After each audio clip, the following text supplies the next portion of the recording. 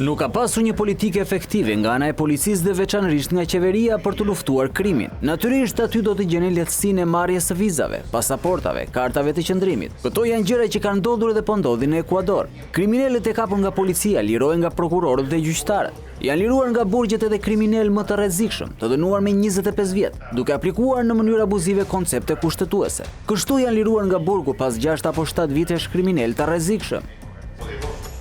Vendi ka përfituar nga dollarizimi. Prania e kriminalëve nuk është për shkak të dollarëve, por nga lehtësitë që e bën Ekuadorin burim tranzitit të drogës. Tani droga është këtu dhe bandat po përleshen për territore. Kështu që problemi i krimit është një mënyrë për ta sulmuar atë. Duhen eliminuar kriminalët. Nuk ka rrugë tjetër dhe më falni që jam kaq radikal dhe kaq frontal. Por ose të këqijt do të eliminojnë të mirët, ose të mirët do të eliminojnë të këqijin. Është kaq e thjeshtë. Fatkeqësisht ai që drejtonte Ekuadorin nuk e kuptoi dhe këtë ja thash personalisht atij. Banda dhe krerët e tyre kanë vepruar nga burgu. Ata e kanë kontrolluar krimin e organizuar dhe shkallën e vdekjeve të dhunshme nga vrasësit në vend që në burg. Ne donim të dinim këtë, por hetimet tona u cunguan sepse asamblea u shpërbë. Mos harroni se këto janë procese që fillojnë dhe kërkojnë kohë dhe prova, por gjithçka që bëmi është dorëzuar subjekteve të kontrollit. Piknisja e hetimit ishte çështja Leon de Troja, ku dyshoi se kishte një lidhje me zyrtarëve të presidentit Guillermo Lasso me mafiozët me origjinë shqiptare që kishin disa vite që vepronin në Ekuador. Kishin hyrë si aksioner të kompanive që tashmë ishin krijuar në provinca të ndryshme të Ekuadorit dhe më pas kishin filluar të merrin në aksionet e tyre duke u bërë bashkëortak. Ata funksiononin në Imbabura dhe në Bregdet, në provincën e Manabit dhe të Guayas.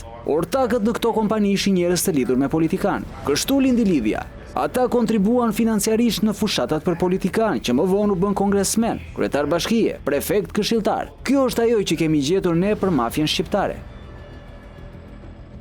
Vumre se një nga hetuesit e çështjes ishte i lidhur me një nga zotërinj që ishte bashkëpunëtor i mafjes shqiptare dhe që ishte dukshëm i përfshirë në atë gjyq politik. Nga mafja shqiptare i referojmë zonjushës Velos dhe lidhjeve që ajo kishte me kontributet financiare që u shfaqen në fushatën e saj kur donte të ishte kandidate për kryetare bashkie në Santo Domingo. Në këtë gjyq politik u tregua gjithashtu një tjetër lidhje. Kongresmeni Pazmio kishte marrë gjithashtu kontribute financiare. Le të shpresojmë që qeveria e re të arrijë ta kuptojë problemin. Është e vërtetë që krimi është rritur. Binduni thellësisht për të adresuar si problem social përderisa ka ende papunësi. Mungesa arsimit, mungesa edukimit shëndetësor. Njerëzit më të varfër shprehin krimin e lehtë. Këtu mediat sociale flasin gjithmonë për shtimin e vrasësve. Ajo që mediat nuk po theksojnë në komunikimin social është sa të mitur vdesin çdo ditë për shkak të përleshjeve mes bandave. Nëse analizojmë do të na duhej kohë më e gjatë. Këtu në Ekuador kemi pasur problem me kriminalët me shtetësi nga më të ndryshmet, si shqiptar, kosovar, italian, holandez, belg, britanik, amerikan e të tjerë. Të gjithë kriminalët mblidhen këtu. Shqiptari i parë që unë mbaj mend se ka hyrë në Ekuador duhet të ketë qenë Dritan Rexhepi. Pas tij kemi identifikuar Adriatik Tresën si nga më të rëndësishmit këtu. Shqiptarët janë ndërlidhës mes grupeve ekuadoriane, kolumbiane dhe atyre të Europës.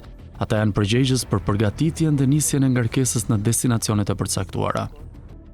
Ky ndërmjetës mund të punojë njëkohësisht me grupe të ndryshme, madje edhe me grupe rivale. Po ashtu, ata punojnë për një broker dhe në të njëjtën kohë edhe për të tjerë.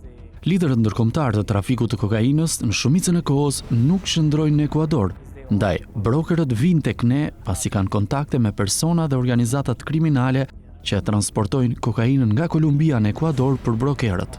Por pronarët e vërtet mbeten të panjohur. Brokerët e një grupi lidhen me kontaktin e jashtëm, të cilët transportojnë kokainë, armë dhe para. Në shumicën e rasteve, policia arreston këtë grup, por sa i përket hierarkisë më lartë, brokerët, vrasësit, avokatët, pastruesit e parave, drejtuesit e rrjeteve kriminale, ata nuk njihen. Është shumë e vështirë të arrestosh gjithë këto organizata. Është e pamundur. Ky personi këtu është kontakti i jashtëm. Siguria është shumë e rëndësishme dhe për të investohet shumë. Përdorin prej kohësh telefon të kriptuar ose protokolle nga më të ndryshmet. Një prej tyre është PGP, Pretty Good Privacy. Ka privatësi dhe është e vështirë për autoritetet për të thyer këtë protokoll. Ky komunikim mbron brokerin nga persona të tjerë, të cilët janë të lidhur direkt me liderët në të gjithë botën. Ndarjen e roleve, ish oficeri antidrogës e lidh me blerjen dhe transportimin e kokainës. Për të dyshuarit nga Shqipëria të përfshirë në këto aktivitete, kanë rëndësi në financimin e trafikut. brokeri paguan të gjitha hallkat e zinxhirit logjistik dhe kjo është tepër e rëndësishme. Ai merr ofertat për kokainë nga grupe të ndryshme dhe u ofron po ashtu blerësve të tjerë. Pa praninë e tij nuk mund të kryhet eksportimi i kokainës nga Ekuadori, por grupet kanë njohje specifike. Një grup blen apo transporton kokainë në Guayaquil apo Gjetiu. Grupe të tjera korruptojnë me para njerëz në port. Shqiptarët, veç ndërmjetësimit për blerjen e kokainës, luajnë rolin e financierit të linjës së trafikut. Ata paguajnë direkt mallin te trafikantët e tjerë.